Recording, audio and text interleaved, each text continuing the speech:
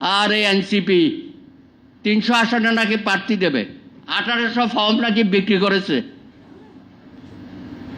কি আর বলবো, একটা সিট পাওয়ার যাদের ক্ষমতা নাই তারা 1800 সিট বিক্রি করেছে, আবার নাকি 300 আসনে প্রার্থীও দেবে।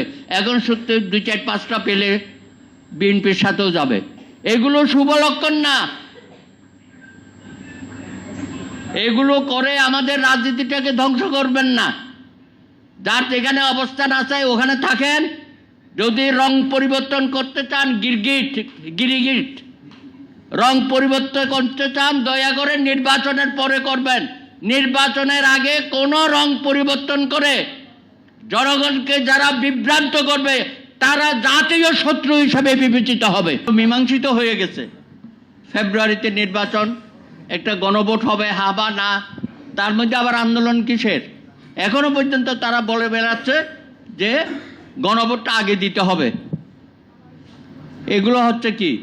আমি তো মনে করি আপনারা অনেকেই বলেন যে বিদেশে আওয়ামী লীগ পালিয়ে যাওয়া শেখ হাসিনা দিল্লিতে বসে আছেন, উনি বাংলাদেশকে অচল করার নানা রকম ষড়যন্ত্র করছে, নির্বাচনকে নস্যাৎ করার ষড়যন্ত্র করছে, এবং এই সরকারের মধ্যে অস্থিতিশীল পরিস্থিতি সৃষ্টি করার ষড়যন্ত্র করছে।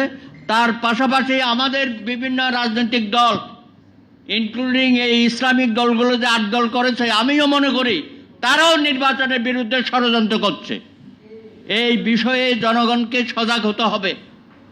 অবশ্যই নির্বাচনের জন্য আমাদের আরেকবার লড়াই সংগ্রামে থাকতে হবে, একসাথে থাকতে হবে, আমাদের ঐক্যটা অটুট রাখতে হবে।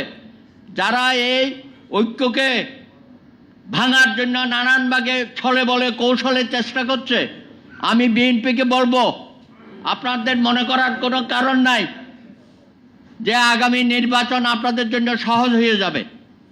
এটা ছিল আজকে 2-3 মাসের মধ্যে যদি নির্বাচন হতো তাহলে আমরা সবাই বলতাম যে বিএনপি বোধহয় এককভাবে ক্ষমতায় চলে যাবে। কিন্তু দিন দিন পরিস্থিতি পাল্টাচ্ছে, নির্বাচনের নানা রকম মেকানিজম তৈরি হয়ে যাচ্ছে। আপনারা দেখছেন না, লটারির মাধ্যমে কোনোদিন পদায়ন হয়েছে? লটারি মানে জুয়া খেলা। বাংলাদেশের জনগণ এখন জুয়া খেলা দেখতেছে। ডিসিদেরকে লটারির মাধ্যমে পদায়ন, পুলিশকে লটারির মাধ্যমে পদায়ন, প্রশাসনের মধ্যে লটারির মাধ্যমে পদায়ন। তারপরে কি হবে? লটারির মাধ্যমে এমপি নির্বাচন হয়ে যাবে। এই যে শুরু হলো না, তখন দেখবেন যে কে কোন সিট পাবে নিজেরা নিজেরা লটারি করে তাদেরকে সিট দিয়ে দেবে, বাস নির্বাচন হয়ে গেল বাংলাদেশে। সেইটার জন্য যারা ষড়যন্ত্র করছেন, লটারির মাধ্যমে বাংলাদেশে নির্বাচন, এই নির্বাচন লটারির নির্বাচন বাংলাদেশের মাটিতে জনগণ মেনে নেবে না। সুতরাং আমাদের সুস্পষ্ট বক্তব্য, ফেব্রুয়ারিতে সুষ্ঠু, নিরপেক্ষ, গ্রহণযোগ্য নির্বাচন ইউনূস সাহেব আপনাকে দিয়ে যেতে হবে। আপনি পলায়ন পর মনোবৃত্তি নিয়ে বাংলাদেশকে আরো গভীর সংকটে ফেলবেন না। আপনি যে মহান দায়িত্ব নিয়েছেন, নির্বাচিত সরকারের হাতে ক্ষমতা হস্তান্তর করবেন, সেই লক্ষ্যে তত্ত্বাবধায়ক বা অন্তর্বর্তীকালীন সরকারের মতোই আপনি কাজ করবেন।